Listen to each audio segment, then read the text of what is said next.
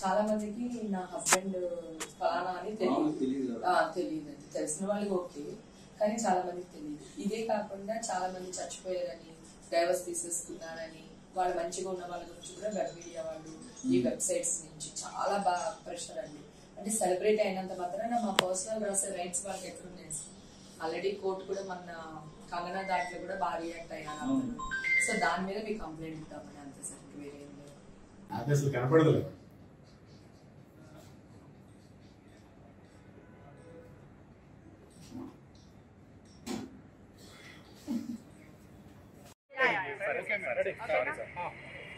So అందరికీ నమస్కారం అండి.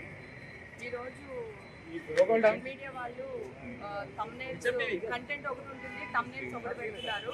3 years బ్యాక్ నా మ్యారేజ్ డే వీడియో ఒకటి బయటకు వచ్చింది అనమాట. అంటే మా ఫేస్బుక్లో కనుక అప్పుడు హేమ మ్యారేజ్ డే సెలబ్రేట్ చేసుకుంది తన ఫ్రెండ్స్తో అని చెప్పి అందంగా వేశారు.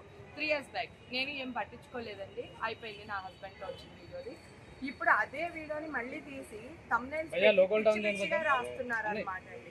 ఆ థంబ్నెయిల్స్ రాయడం వల్ల చాలా మందికి నా హస్బెండ్ తెలిసి ఉండొచ్చు, తెలియకుండా ఉండొచ్చు, నాకు తెలియదు. సో ఇలా థంబ్నెయిల్స్ వేయడం వల్ల అనవసరంగా నా క్యారెక్టర్ బ్యాడ్ అవుతుంది, నా మనోభావాలు దెబ్బతింటున్నాయండి. దానికోసం కాకుండా ఇవాళ కోట శ్రీనివాసరావు గారిని చనిపోయారు అని చెప్పేసి అదే వెబ్ మీడియాస్ వెబ్సైట్స్ వేస్తున్నారు అనమాట అండి. ఆయన కూడా అయ్యో నేను బతికే ఉన్నాను అని చెప్పి ఆయన ఇవాళ మీడియాలో వీడియో పెట్టడం జరిగింది. అది మీకు అందరికీ తెలుసు. ఇది వరకు గతంలో కూడా చాలా మందికి ఇట్లానే వచ్చిన తర్వాత చాలా మంది కాలం చెల్లించడం కూడా జరిగింది. అసలే ఒక ఏజ్ వచ్చిన తర్వాత మనకు ఒక చిన్న భయం ఉంటుంది. సో ఇలాంటివి కరెక్ట్ కాదండి. అలాగే కొంతమంది ప్రముఖ హీరోలు హీరోయిన్ అంటే వాళ్ళ భార్యలతో డైవర్స్ తీసుకుంటున్నారు. ఆ ప్రముఖ హీరో చచ్చిపోయాడు, ఆ హీరో కూడా మీకు తెలుసు. లాస్ట్ టైం మా దృష్టిలో కూడా ఉన్నారు, శ్రీకాంత్ గారి గురించి డైవర్స్ తీసుకుంటున్నారని. అలాగే నా కూతురు లాంటి ఒక అమ్మాయి గురించి ఈ మధ్య కాలంలో నిన్న మొన్న కూడా ట్రోల్స్ చేయడం జరిగింది. ఆ అమ్మాయి హ్యాపీగా కాపురం చేసుకుంటుంటే డైవర్స్ తీసుకోబోతుంది అది ఇది అని చెప్పేసి ట్రోలింగ్ చేయడం జరిగింది. తర్వాత నా కో ఆర్టిస్టులు మగాళ్ళు అవనివ్వండి, లేడీస్ అవనివ్వండి, వీళ్ళు ఫలానా చోటుకి వెళ్ళారు, అక్కడ చూడండి ఎలా రెచ్చిపోయారో. అక్కడ కంటెంట్ వేరే ఉంటుందండి, వీళ్ళకి థంబ్నెయిల్ వేరే ఉంటుంది. చాలా మంది థంబ్నెయిల్స్ మాత్రమే చూస్తారు, లోపలికి వెళ్ళి కంటెంట్ చూడరు. దానివల్ల మా ఫ్యామిలీస్కి చాలా డ్యామేజ్ జరుగుతుంది.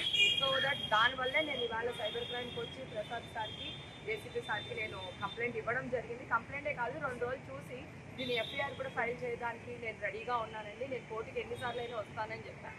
గతంలో కూడా మాఫియా వీడియోస్ మీద నేను ఫైట్ చేశాను. ఇప్పుడు మాఫియా వీడియోస్ బాగా తగ్గినాయి. చాలామంది ఏమనుకుంటున్నారంటే వీళ్ళు మేము దొరకము, ఎక్కడో ఉన్నారు కూడా. ఇప్పుడు నేను పొగబెట్టా, ఓకేనా? ఎక్కడ ఏ బొక్కల్లో మీరున్నా అందరూ బయటకు వస్తారు. ఇది వరకు కూడా మాఫింగ్ వీడియోస్ చేసిన వాడు యూకేలో ఉండేవాడు, యుఎస్లో ఉండేవాడు.